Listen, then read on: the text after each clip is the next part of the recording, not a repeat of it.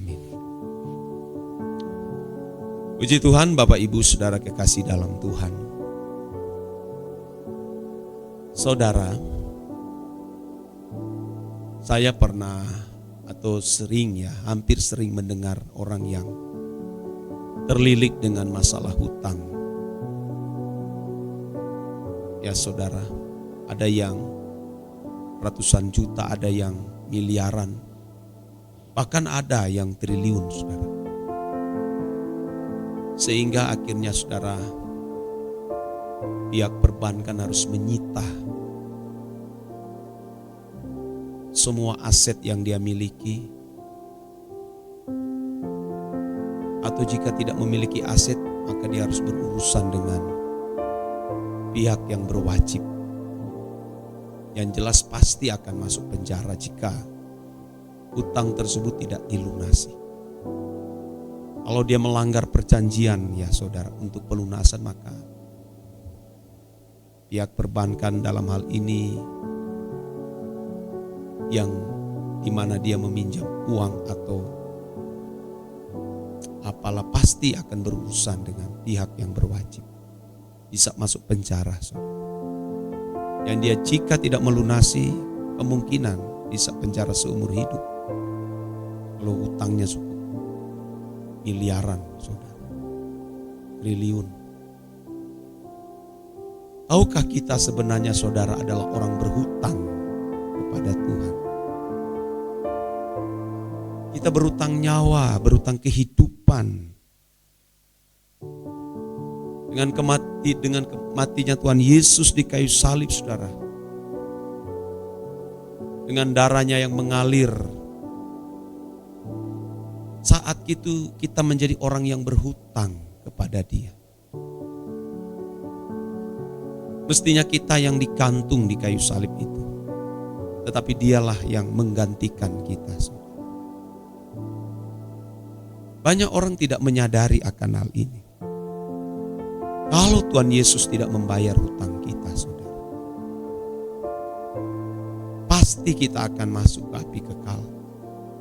Bukan hanya sekedar di penjara seperti orang yang berhutang uang miliaran atau triliun, di penjara dengan hukuman berapa puluh tahun, atau bisa dengan hukuman mati, bisa saudara. Tapi kemungkinan tidak hukuman mati, paling tidak di hukuman penjara seumur hidup. Apalagi kalau hutang kepada negara lalu tidak membayar. Nah sekarang saudara, kita adalah orang yang berhutang kepada Tuhan. Karena sesuai dengan apa yang dikatakan dalam Roma pasal 8 ayat 12, saudara berkata begini sampai 14. Jadi saudara-saudara, kita adalah orang berhutang, tetapi bukan kepada daging loh, supaya hidup menurut daging. Jadi kita bukan berhutang kepada daging kita ini, lalu kita hidup menurut dia, menurut daging ini. Sebab jika kamu hidup menurut daging,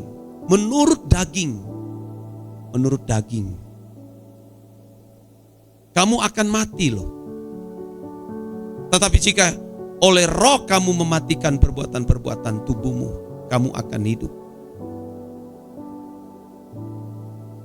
Semua orang yang dipimpin roh Allah adalah anak Allah. Jadi saudara kekasih dalam Tuhan, mestinya kita dengan menerima karya penebusan yang dikerjakan oleh Tuhan Yesus di kayu salib, kita menjadi orang yang berhutang dan wajib hidup menurut roh.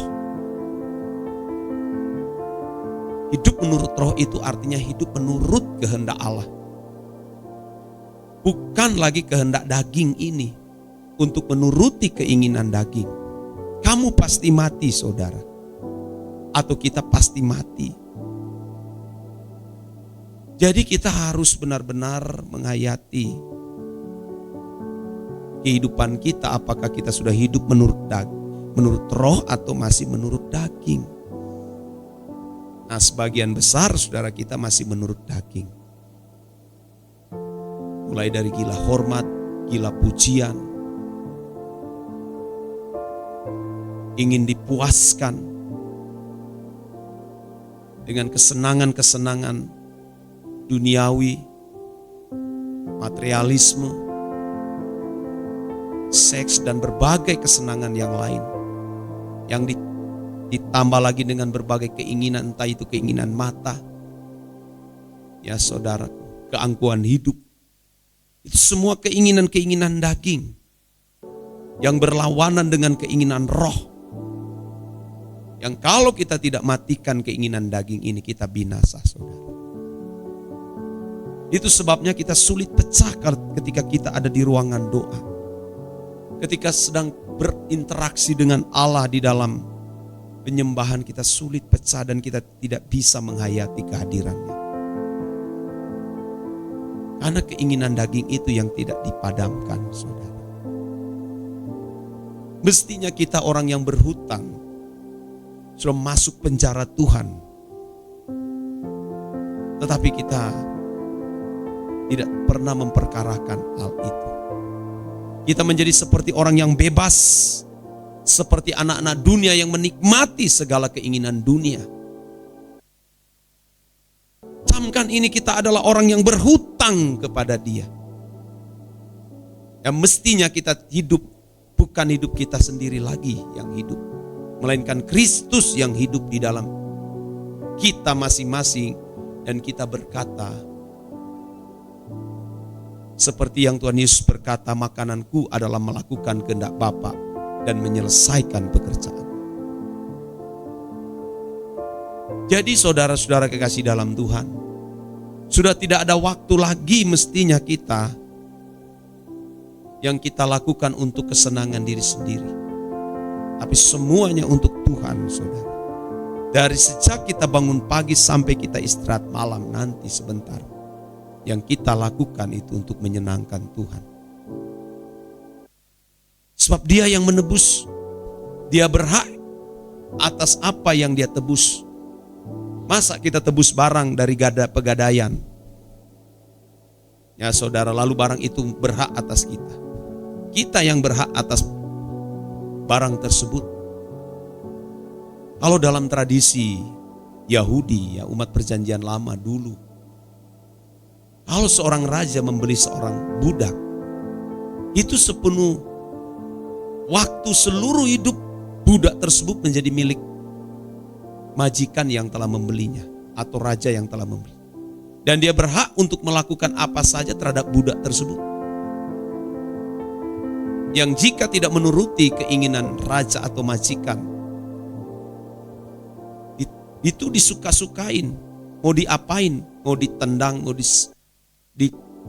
dibunuh pun, budak tersebut tidak memiliki hak. Wah, itu mengerikan loh saudara.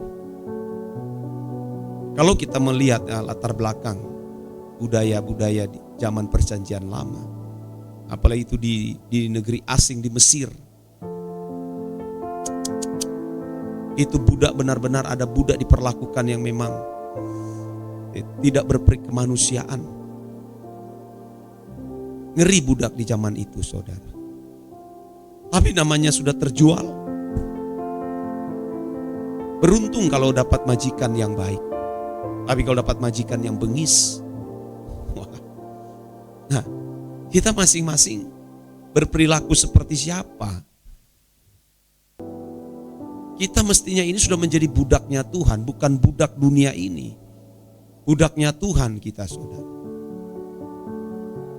Tapi kita masih mengendalikan diri kita sendiri. Kita tidak mau diperbudak oleh Tuhan. Tapi tanpa sadar kita diperbudak oleh dunia. Setan memperbudak kita, saudara. Ayo saudara, kita harus menyadari akan hal ini. Kita terus berjuang, saudaraku, menanggalkan manusia daging ini yang membinasakan, agar kita bisa hidup. Jangan sia-siakan setiap kesempatan yang Tuhan berikan kepada kita. Jangan lagi punya keinginan apapun, saudara. Apalagi bergairah terhadap kesenangan hidup dari apa yang kita lihat dan yang kita tonton, yang kita raba pegang. Gairah kita cuma satu, Tuhan. Bukan tidak boleh memiliki hal-hal itu. Bukan tidak boleh memiliki materi. Tapi bukan gairah itu. Tapi gairahku Tuhan, saudara. Sebab sebagaimana kita datang sendiri, kita akan pasti pulang dengan sendirinya. Dengan telanjang, saudara. Berdiri di tahta pengadilan Allah. Ayo kita menyadari bersama bahwa kita adalah orang berhutang. Dan budaknya Tuhan, bukan budak dunia. Bukan budak siapapun. Kiranya kebenaran ini memberkati kita sekalian. Amin.